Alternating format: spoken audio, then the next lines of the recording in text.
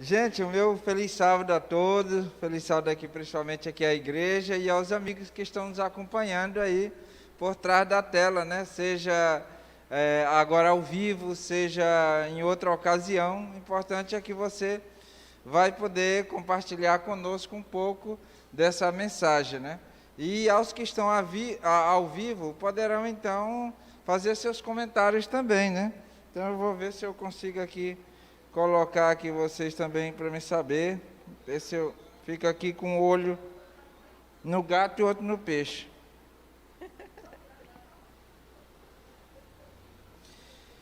Muito bem, Marlete, o que foi que você achou de interessante nessa semana? Rapaz, essa lição eu achei muito fofa. Olha o Opa, termo. Muito fofa. Achei, assim, esse capítulo 4, eu achei ele muito bonito, sabe? Muito profundo. A lição, né? O autor, ele vem tratando ali que os 3 primeiros capítulos, eles são históricos. E agora Deus volta-se para o povo para relembrar o povo de coisas que tinham acontecido e que explicavam a situação atual deles, né? E Deus ali, a gente vai ver ao longo da lição, faz um apelo, né? E explica algumas situações. Mas eu achei um capítulo muito bonito. Assim, a lição nos fez ler várias vezes o capítulo 4 de Deuteronômio, refletir em cada um dos trechos, em cada uma das passagens, né? E achei, não, é sério, eu achei fofo, achei bonito Deus conversando pessoalmente com o povo e principalmente a gente vai ver na última lição, mas já dando um spoiler aqui, né?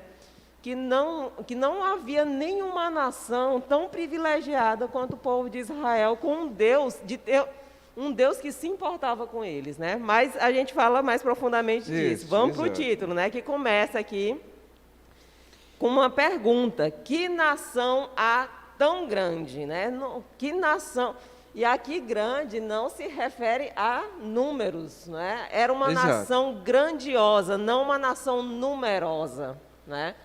Israel não era das nações que tinha o maior número de pessoas ou o maior exército para combater. Na verdade, na história, a gente vê Israel lutando com muito menos gente, porque lutava com Deus. Né? Só ganhava quando lutava com Deus. Quando tentava lutar sozinho, perdia. E o versículo, para memorizar, eu vou comentar e depois você pode comentar, né? Eu vou fazer uma comparação. É nesse capítulo 4 de Deuteronômio e o versículo 8. E diz assim, né? Tem tudo a ver com o título. E que grande nação há que tenha estatutos e juízos tão justos como toda essa lei que hoje lhes proponho? E quando eu li esse versículo, eu lembrei que aqui no Brasil, nós temos a legislação ambiental do Brasil, ela é considerada a legislação mais completa e complexa do mundo. Não há um outro país com uma legislação ambiental que nem a do Brasil. Ambiental, né? Ambiental. Certo. Mas o que acontece? Não basta ter leis, né? Por que que a gente não tem toda a preservação proporcional ao que a legislação diz? Porque o homem não cumpre. E aí Deus diz assim, vocês têm a melhor legislação que existe no mundo todo. Não tem outra nação que tenha uma lei tão boa que nem a lei que eu dei para vocês. Mas qual era o problema? Por que que o povo estava daquele jeito? Não era por falta de lei, né? Era por falta mesmo de vergonha, vamos dizer assim, né? Falta de vontade, de decisão em seguir aquelas leis. Exatamente. Com relação também, né, não só a legislação com relação a ambiental que você está falando, mas também a legislação de trânsito, né? E o Brasil é um dos campeões de acidentes, né, de trânsito, né? Então, Israel, ele era privilegiado por ter todo aquele sistema, aquela lei, e as pessoas aqui a pergunta, né, que é uma indagação, mas poderia ser vindo também com uma exclamação aqui, né?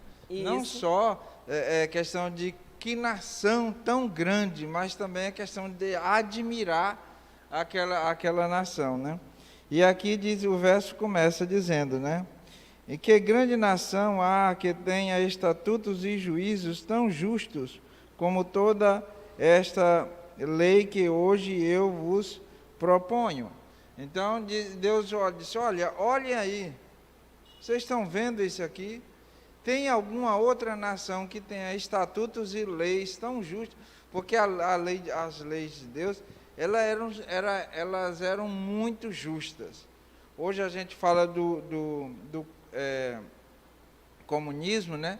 Mas Deus também queria que todo mundo tivesse tudo em comum, né? Essa palavra no termo, se for pegar no original, né, comunismo, né? Deus queria que realmente tivéssemos tudo em comum. Era assim, não no sistema que hoje é usado o comunismo, né? Mas como Deus queria que fosse. Então, as pessoas, quando eles olhassem, dizem, olha, vocês são privilegiados por ter todas essas leis. Pois é, e o capítulo 4, que é o capítulo que foi trabalhado nessa semana, né? Já vem aí, depois de 3 capítulos históricos, como eu falei antes, né? Os capítulos de 1 a 3 de Deuteronômio, eles trazem um esboço histórico, e agora o próprio Deus vem conversar com Israel, né? E relembrar ele de algumas histórias, inclusive a história de Baal-Peor, que a gente vai ver aí mais para frente. E o capítulo, ele começa com as seguintes palavras, né? E agora, né, que vem aí numa palavra hebraica, o etá, né, que significa e agora ou então agora. Ou seja, depois da história ser contada, dos 3 primeiros capítulos, aí Deus diz assim, olha, isso passou, mas agora, né, nós vamos viver um outro ponto da história, vocês estão possuindo a terra que foi dada para vocês, agora a situação é diferente, e por conta do que aconteceu lá no passado, vocês vão começar a viver assim, né? Que aí seria, depois do e agora, ele traz de novo o termo, o verbo no chamar, né? O verbo chamar, o chama, o verbo...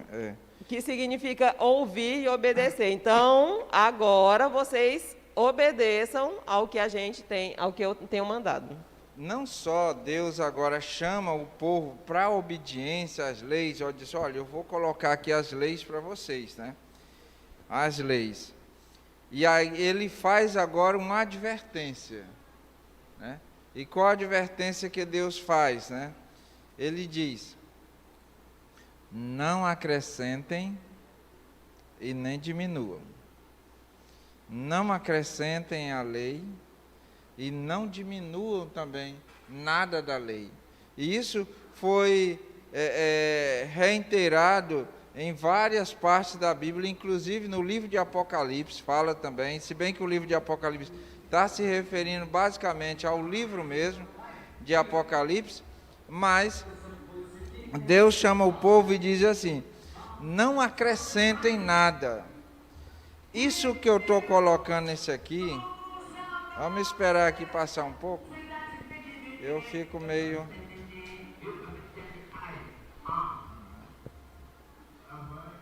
Eclésio, pode encostar a porta.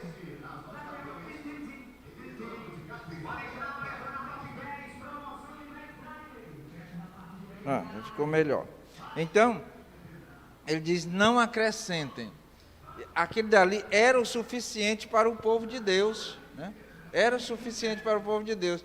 Mas eles, na afã de querer ser perfeitos, de ter uma melhora, aí foram acrescentando tão tal que quando Jesus chegou, ele diz assim, olha, vocês anularam a minha lei com tradições humanas, e já tinham tinham 613 leis, já quando nos tempos de Jesus.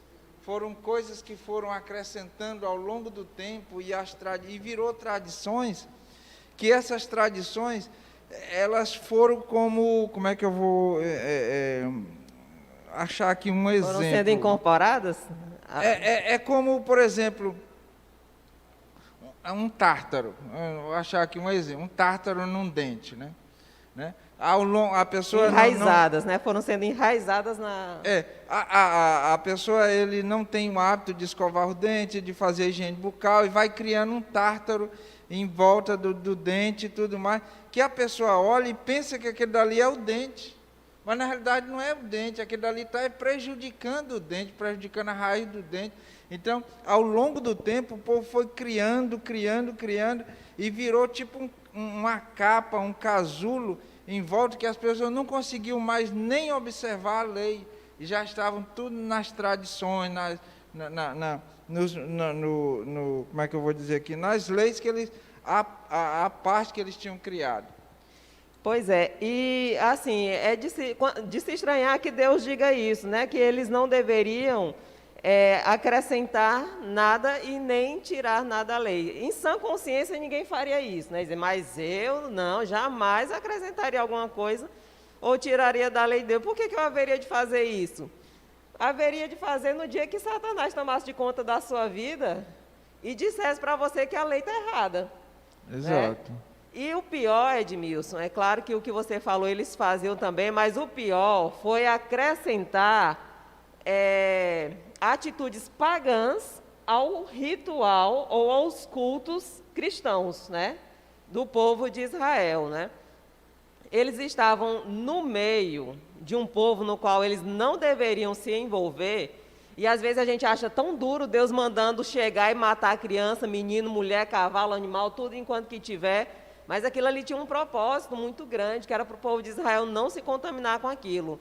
E quando Deus diz isso, é porque Deus sabia da propensão do povo em adquirir qualquer costume, porque eles viviam no Egito, eles não tinham a autonomia, eles seguiam aquilo que era imposto para eles. Então, quando eles saíram do Egito, eles tinham esse sentido de ser muito influenciado pelo meio. E essas coisas pagãs, dos cultos pagãos, eles começaram a incorporar aos cultos religiosos a Deus, né? Esse que ainda é o pior. Exatamente. E falando em pior, nós vamos falar aqui sobre Baal Peor, né? Maria. Alguns pronunciam Peor, outro Peor, né? Aqui, o que foi que aconteceu lá? Você estava falando, Marlete, sobre essa questão das pessoas serem influenciadas, né, pelo seu meio, né, e as nações em volta. Então, Israel, ele estava chegando já próximo da terra prometida, já estava, né, e essa parte de Deuteronômio não conta, não fala de Balaão, mas sim no livro de Números, né? Mas esse episódio aqui de Baal Peor foi influenciado por Balaão.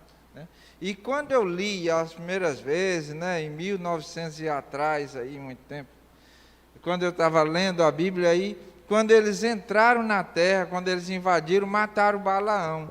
Aí eu fiquei caçando, rapaz, por que mataram Balaão? Balaão foi uma pessoa que não conseguiu amaldiçoar a Deus, amaldiçoar o povo de Deus, pelo contrário, Aí depois, posteriormente, foi lendo, aí, diz que aqueles episódios de Baal Peor foi influenciado e orientado por ele, já que ele não conseguiu amaldiçoar o povo de Israel, ele chama Baraque, e aí Baraque se junta também aos midianitas, né? Se junta lá, moabitas e midianitas, e aí começa a fazer uma festa ali em volta de Israel.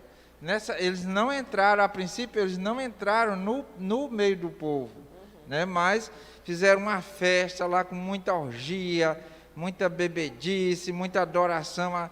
Então, o povo de Israel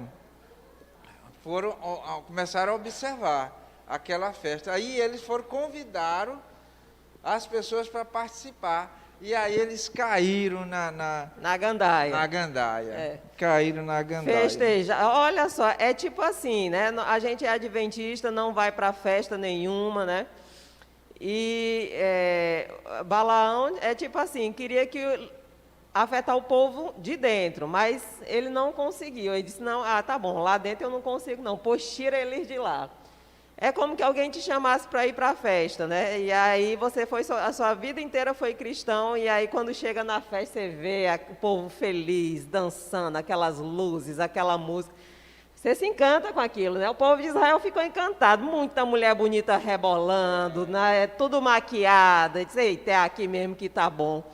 E ali foi uma queda grande para o povo de Israel, né? O povo de Israel começou a se engraçar com as mulheres e começou aquela bebedeira e adoração aos outros deuses e aquela coisa toda, e trouxe a ira de Deus sobre aquele povo. Aqui diz, ó, embora a prostituice muitas vezes tenha um significado espiritual, isso é, quando Israel ia atrás de deuses e práticas pagãs, era usado esse termo, né, prostituice. Mas nesse caso, né, a imagem, né, sugere um pecado sexual mesmo, né? Então eles estavam mesmo na orgia. Aí veio um indivíduo lá que foi muito ousado.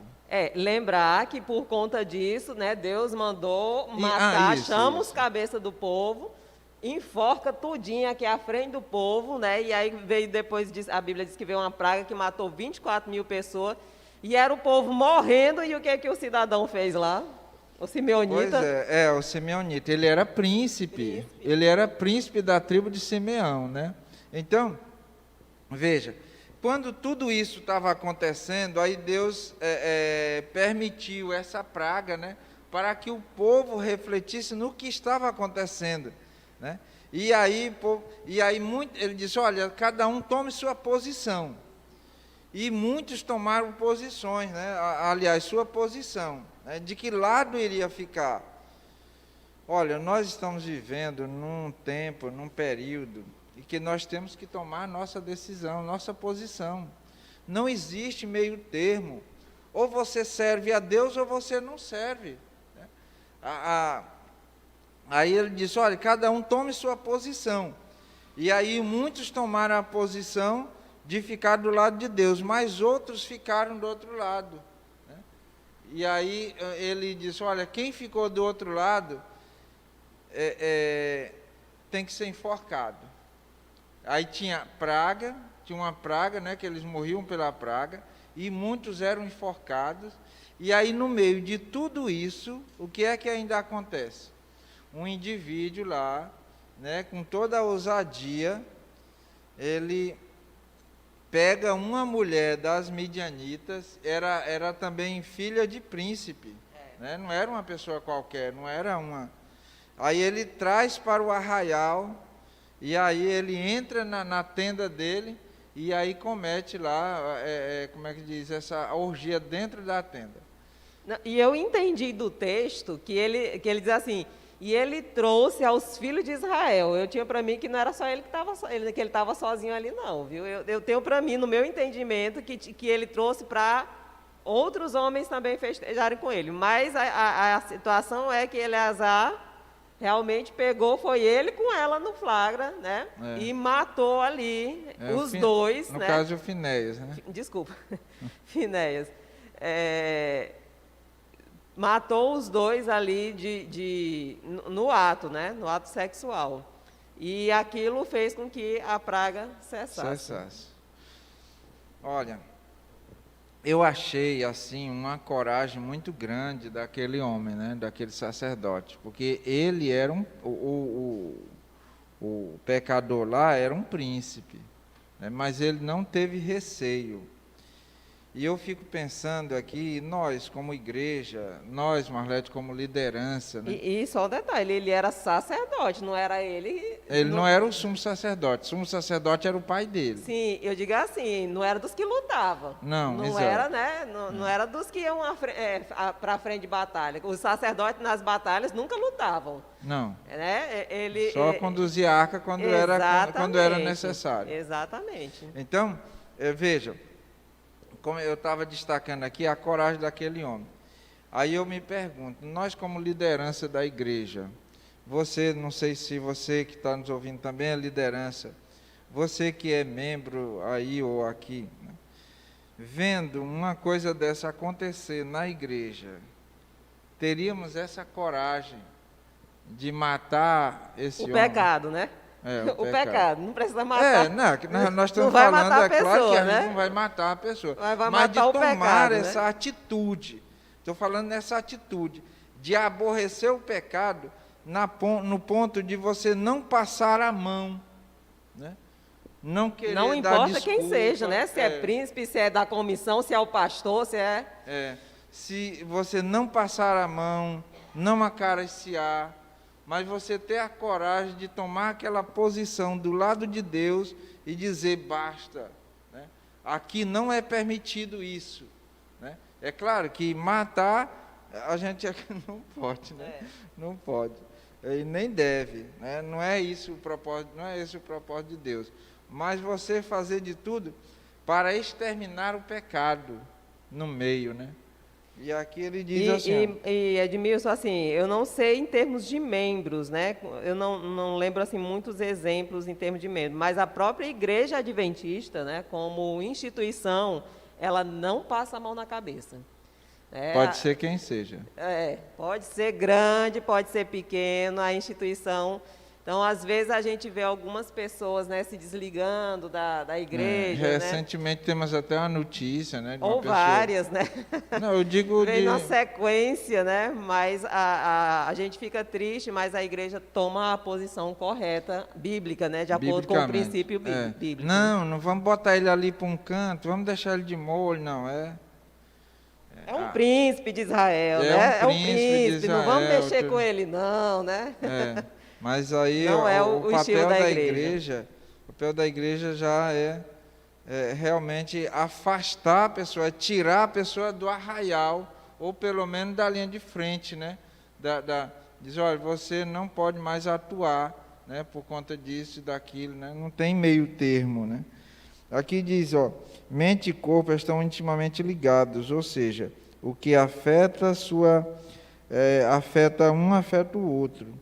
O que podemos aprender dessa história e como a indulgência pode ser perigosa para nós espiritualmente, né?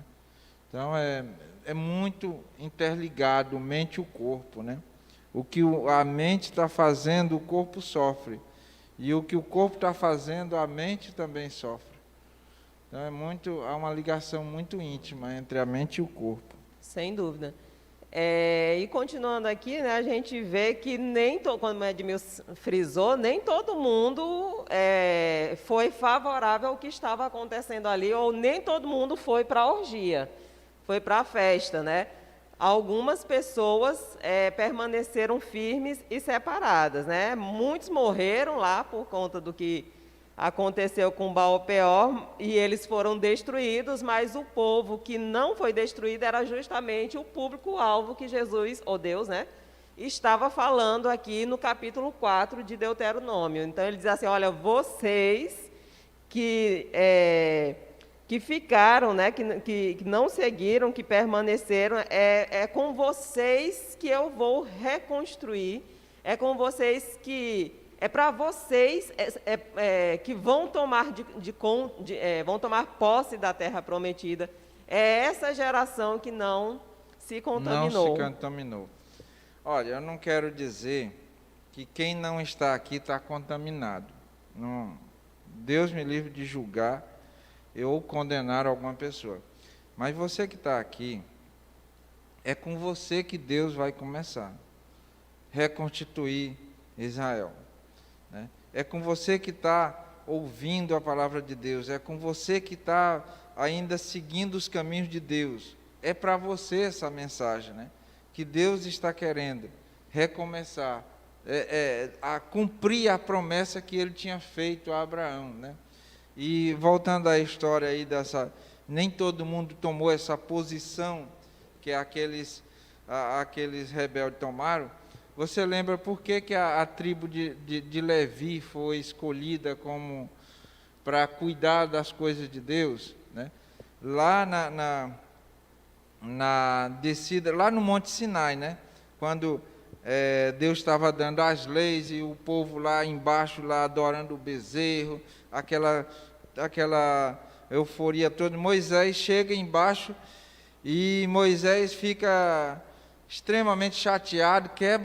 quebra as tábuas, que nós já vimos em lições passadas.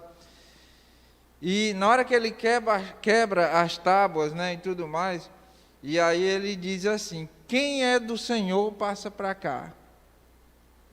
Na hora que ele disse: quem é do Senhor, passa para cá, e aí só a tribo de Levi passou. E aí ele disse assim: agora cada um arranque da sua espada e mate seu irmão. O irmão que ele está dizendo de nação, né? Então houve uma mortandade lá grande, mas eu acho interessante que só a tribo de Levi foi que passou para o lado de Moisés, né? Os outros veio um medo sobrenatural que eles não conseguiram reagir diante da tribo. Aí Deus chama Moisés e diz assim: porque a tribo de Levi foi a que passou para o meu lado, então ela vai cuidar das coisas de Deus. Então ele terminou dando uma incumbência muito grande. Então, quando você toma a sua posição ao lado de Deus, Deus então já era eleita aquela nação, né? Vós sois nações eleitas, sacerdócio real, tá? Então a nação de Israel já era eleita, mas o povo de Levi, a tribo de Levi, ela recebeu uma incumbência maior. Então, quando você toma a sua posição ao lado de Deus, você tem uma responsabilidade, você tem uma incumbência maior quando você se propõe na obra de Deus. Pois é, e esse povo ficou vivo, né? Como diz aqui no versículo 4, porém vós que permaneceste fiéis ao Senhor, vosso Deus, todos hoje estáis vivos. Eis que vos tenho ensinado estatutos e juízos, como me mandou o Senhor, meu Deus, para que assim façais no meio da terra que vocês vão possuir agora, né? Então aqui, esse verbo seguir, que está retratado aqui, ele significa um compromisso de aderir a alguma coisa que está fora de si. Ou seja, esse seguir se referia a seguir a Deus, né, de uma forma mais fiel o possível, né? Como diz o título da lição de terça-feira, né? Sejam fiéis ao Senhor. Porque vamos entender, por que Deus estava trazendo todas essas histórias, né? E por que a gente olha as histórias? Porque elas nos relembram o que a gente deve e o que a gente não deve fazer. Então, Deus estava dizendo assim, estava pegando o caso de Baal-Peor, que já tinha passado, para lembrar a eles que eles deveriam tomar uma nova atitude agora que eles iam possuir a terra. Eles não poderiam... É assim, filho, a gente vai para casa agora, a gente tem uns vizinhos que são maus, mas não te envolve com aqueles vizinhos. Tu lembra o que foi que aconteceu quando vocês se misturaram com os midianitas? Lá em Baal-Peor? Exatamente, e com os moabitas. Lembra daquela história? Não viu que um monte de gente morreu lá? Então não faz isso. Tem aqui os estatutos, os mandamentos que eu estou dando para vocês. Segue, que aí vocês vão viver. Exatamente. Ainda voltando à história desses que ficaram ainda fiéis, me lembrei agora de Gideão, né? Gideão disse: olha, Gideão, tá, você vai para a guerra. Gideão não quis ir, mas Deus convenceu ele.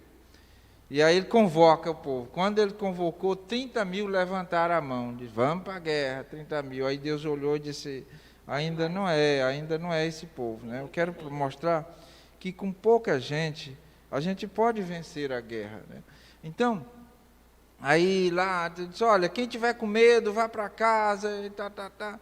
Aí nessa hora, parece que 18 mil, acho que foi 10 mil que voltaram para casa, eu acho. Eu só sei que foi diminuindo. Né? Foi diminuindo lá. Desculpa, foram 22 mil que voltaram para casa. Exato, 22 mil. 22 mil, ficaram ainda 10 mil. 10 mil dos 32 mil, Agora exatamente. estamos chegando a um consenso. Então, ficaram 10 mil. Aí ele disse: ainda é muito. Aí ele disse: agora leva o povo para o rio. Aí apenas 300 ficaram, né? Aí disse: olha, é com esse aqui que nós vamos vencer a guerra. Então, não se admirem de você estar assim, eu disse: a minha igreja já esteve tão cheia, né? Essa pandemia ficou, né? A gente, Clécio, não sei se dá um zoom aí na igreja, né? Disse, olha, essa igreja aqui era preciso nos sábados, um zoom não, dá um close, né? Eu não sei como chama. É isso aí mesmo. Essa igreja aqui, nos sábados, era preciso a gente descer as cadeiras lá da sala das crianças, né? E ainda ficava a gente em pé, né? E agora nós estamos nessa situação. Mas Aí a gente olha e diz assim, mas a igreja vai fracassar. Diz, não, é com esse povo aqui. É com esse povo. Eu não estou dizendo que quem saiu aqui, se o Felipe me ouvisse aqui, não é que ele saiu, mas foi para outro bairro, né? O Samuel e a Elisete foram para outro bairro, muitos foram para outros bairros, né? Mas o certo é que, eu disse, olha, é com esse povo aqui que nós vamos vencer a guerra. É com essas pessoas aqui que nós vamos pregar o Evangelho. Então, não se preocupe com quantidades, né? É claro que é bonito, né? Você vê aqui todo mundo louvando, todo mundo cantando, aquela alegria toda, aquela festa. É claro que é bonito isso aí, né? Encanta a igreja, encanta os vizinhos, os nossos amigos que vêm aqui. Mas nem sempre a grande quantidade é qualidade, né? é qualidade, né? Mas a gente pode vencer essa guerra só com os que ficaram, né? E nós vamos lá. E com Deus, né? E com Deus. E a parte de quarta-feira ela faz, né, repete a pergunta, que nação há tão grande, né? E a gente já comentou que esse grande aqui, Deus não está falando de números, né? Mas é uma nação grandiosa, uma nação que teve o privilégio de ter um Deus que tirou eles com mão forte do Egito, né? Um Deus que prometeu para Abraão há 400 anos atrás, antes dele sair do Egito, né? 400 anos atrás, que daria uma terra para aquele povo, uma terra para os descendentes de Abraão, uma terra maravilhosa. E aí, no decorrer do percurso, o povo se perdeu ali no Egito. E Deus foi lá, resgatou, tirou do Egito, levou em segurança pelo meio do deserto, protegendo de dia e de noite, dando água, comida e roupa. E aí você vê assim, mas que Deus é que se preocupa tanto? Os deuses aí do povo pedem sacrifício. Exatamente. Pede, né, entre aspas. Pede que os pais matem seus filhos e sacrifiquem a ele, que se cortem, que se maltratem. Que Deus é esse Deus que pede algo completamente diferente, né? É um Deus destacado e isso faz de vocês uma nação completamente diferente. Quando vendo essa parte aqui, eu lembrei, assim, ou seja, Deus chama o povo, né? Tira ali um povo que era escravo, né? E daquele povo ele transforma ele numa nação. Mas mais do que isso, ele faz daquela nação uma nação que é para levar a luz, para levar conhecimento, levar às outras nações. E as outras nações era para quando olhasse para Israel e olhasse e dissesse assim, que coisa, que povo é esse? Que povo é esse que tem tanta sabedoria, que cuida do seu próximo, cuida do estrangeiro, cuida dos marginalizados que estão. Então, é um povo diferente. E esse era o objetivo de Deus. E o objetivo de Deus, ele foi quase alcançado, sabe quando, Marlete? Nos tempos do rei Salomão. Quando a rainha de Sabá, ela vai visitar lá Salomão, e ela fica admirada com todo o sistema que acontece lá. A fama de Israel tinha chegado longe. Toda a organização. Muitas nações naquela época, Salomão enriqueceu muito, não foi por conta da guerra que ele guerreava e trazia os despojos, mas eram presentes que as outras nações traziam. Tinha um rei esqueci agora qual era o lugar, me deu um branco aqui, que ele trazia anualmente toneladas. Acho que era de tiro, não era não? Isso, não sei, não, o de tiro acho que ele trazia, era cedros, outros traziam pavões, outros traziam pedras preciosas, e tinha um lá, que pode até ser, eu não estou lembrado, não, que trazia talentos e mais talentos de ouro, de prata, né? Prata ficou comum lá, que as pessoas não faziam conta, e tudo isso. Aí quando a rainha de Sabá chega lá e diz assim, o que é isso, né? De onde vem tanta sabedoria? De onde vem tanta... Aí ela ficou de queixo caído. Aí nessa hora foi o fracasso de Salomão. Se Salomão falar de Deus para ela, né? Ele dizia do Deus que deu, né? Tudo isso vem de Deus, né? Mas aí ele não menciona aqui, né? Mas a gente vê pelo livro de Eclesiastes que foi o fracasso que começou aí, né? Então Deus, ele queria que a sua igreja, as pessoas olhassem e dissessem, menino, que igreja é essa? Que povo diferenciado. Que povo diferenciado. Olha, eles têm um conhecimento de saúde que nenhuma outra igreja prega. Eles têm um conhecimento das escrituras, das profecias, mas nós mesmos não vivemos, né, o conhecimento que nós temos, tanto bíblico como de saúde, né? Eu não estou dizendo que não era para nós adoecermos, que estamos aqui, mas era para a gente, através da nossa doença, exaltar o nome de Deus, porque ficaríamos, mesmo quando a gente não ficasse curado de uma determinada doença, porque tem doenças que a gente não vai ficar curado mesmo, enquanto estivermos aqui, mas o comportamento da gente diante de certas situações era para mostrar realmente uma luz para as pessoas. E era isso que Deus queria dizer. Queria que outras nações vissem no povo de Israel, e é o que Deus quer que ele veja na sua igreja hoje. A mesma coisa aconteceu lá com Ezequias, né?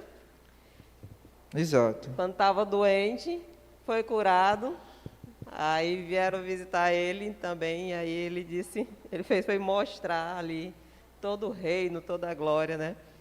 E aí, Exatamente. por conta daquilo ali, ele foi meio que amaldiçoado, né? Mas, realmente, Deus queria que Israel fosse o centro cristão no mundo, a luz para o mundo, né?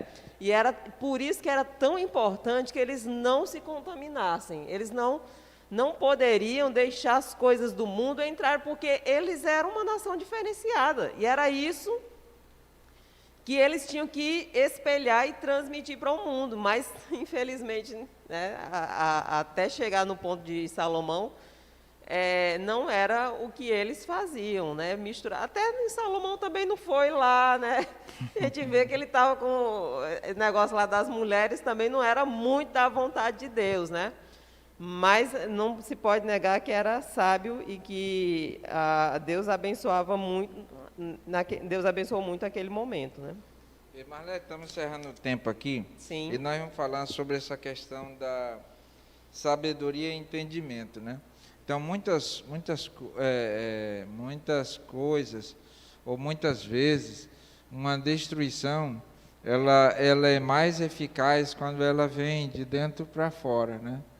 E dizem até que, Roma caiu, né, não foi pelo ataque dos bárbaros, né, mas sim, falando da quinta coluna, né, foi algo interno, começou o império, ele começou a ser destruído internamente. E eu vou contar uma historinha das ameixas aqui, rapidinho. Né, vocês conhecem aqui tucum, né? Alguém aqui conhece, quem é piauiense, conhece tucum e tudo mais.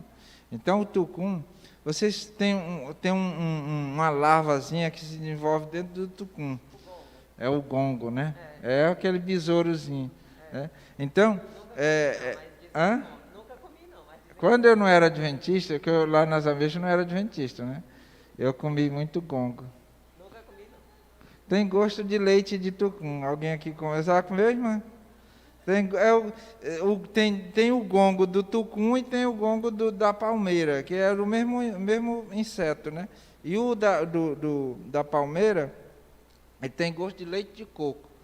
E o do tucum é gosto de leite de tucum, né? Sim, voltando para a história. Então, o tucum, ele é muito resistente, ele passa de um ano, se ele for bem armazenado, ele passa de um ano para outro, e muito resistente, porque a casca dele é muito dura, né? Então, a amêndoa dele, ela sendo bem condicionada, o tucum mesmo, né, a amêndoa dele resiste muito tempo. Mas tinha esse besourinho, né, um besourinho preto, né, que ele vinha e colocava o ovozinho dele no tucum.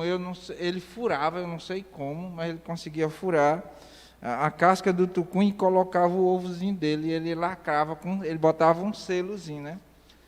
E com o passar do tempo, que às vezes a gente ia quebrar o tucum lá para a gente vender, era uma fonte de renda lá nas ameixas, e aí, quando quebrava, estava estragado, porque lá dentro já estava todo corroído, né? Aqueles que não tinham sido contaminados, né? Então ele permanecia, a gente quebrava normalmente, mas aquele outro que era posto a lavazinha dentro, lá estava contaminado, não prestava mais para venda, né?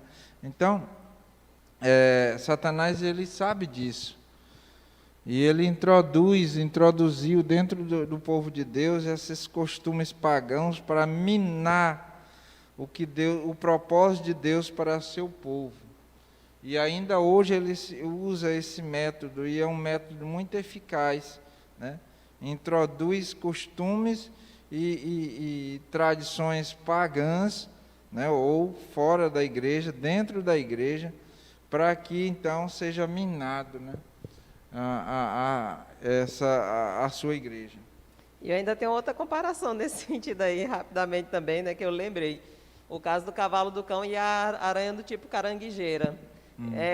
O cavalo do cão, ele... Cavalo do cão é um inseto, o né? inseto, ele injeta uma toxina na aranha que deixa ela paralisada, mas é só do tipo caranguejeira, que tem aquele abdômen grande, né? Certo. Aí ele coloca o ovo dentro do abdômen, e o ovo começa a se desenvolver e comer os órgãos da aranha, né? E a aranha acaba morrendo. Da mesma forma, né, o inimigo planta coisas no meio do povo de Deus que vai comendo de dentro, né, matando por dentro. É diferente da maioria dos animais que são predadores, que abocanham o animal e come, né? A própria aranha, ela cerca ali o inseto, lança as enzimas e depois só suga, né? E muitos matam. Esse não, esse mata comendo por dentro, né? De dentro para fora. E aí também eu lembrei, né, quando você falou. Muito e aqui bem. a última parte da sabedoria e o entendimento tem um conceito bem diferenciado do que é sabedoria e entendimento, né? A sabedoria, a gente acha que é ter muito conhecimento, mas sabedoria aqui, de acordo com a palavra de Deus, é cumprir e obedecer à palavra de Deus, né? Quem cumpre e obedece, esse sim é considerado sábio. O que é sabedoria? Uma vez a Leda deu aqui na frente uma definição de sabedoria que eu nunca esqueci, né? Isso há muito tempo atrás, mas eu não consegui esquecer ainda a definição de sabedoria. Sabedoria é o uso correto do conhecimento. Então Deus deu muito conhecimento para o povo de Israel, mas sabedoria tinha que partir dele, que era eles usar esse conhecimento. Então tem muitas pessoas aí que são inteligentíssimas, mentes brilhantes, mas muitas vezes não é sábio, né, porque não põe em prática aquilo que conhece. Então sabedoria é você pôr em prática aquilo que você conhece e daquilo que é o correto. Então, Deus deu a sabedoria para o povo de Israel, deu muita inteligência, deu conhecimento, mas eles precisavam praticar. E aqui eu volto lá o que eu peguei lá no início, né, da lição, da questão da legislação que o povo tinha, que era muito perfeita, muito boa, mas que não era cumprida. E essa semana eu vi um fotógrafo que postou algumas fotos de Buenos Aires, e ele mostrou a foto das motos em cima das calçadas, né? E botadas mesmo de qualquer jeito. É tipo aqui à frente da igreja, o cara bota a moto dele em cima da calçada, né? Bloqueando o trânsito. E ele tirou algumas fotos ali e colocou assim, né? Não é que não tenha legislação sobre isso, é proibido estacionar moto em cima da calçada. Mas mesmo assim o pessoal faz. Então, não basta ter leis, né, essas leis serem muito boas, que nem está apresentada aqui para o povo de Israel. O que importava era que eles cumprissem, e isso era o que os tornaria sábios e diferenciados das demais nações. Muito bem. Pois nós Então, agradecemos aí a todos, né, que estiveram conosco, aos nossos amigos acompanhando também aí pelo, pelo canal. A Sheila disse que comeu muito gongo, né, junto com a Edmilson aí, faz parte do time do Edmilson. ela comia de palmeira, eu comia de tucunzeiro. Certo. Então vamos orar, Edmilson. Vamos lá. Pode orar. Querido Deus e Pai, obrigado, Senhor Deus, pela sabedoria, o conhecimento que Tu dá, Senhor Deus, ao Seu povo. Amém. Possamos praticar esse conhecimento em nosso viver diário, para que, Senhor Deus, o propósito que Tu tem para a Tua igreja seja cumprido em nós e em gerações futuras. Amém. Perdoa, Senhor Deus, as nossas falhas, fica conosco, em Teu nome te pedimos, Senhor. Amém.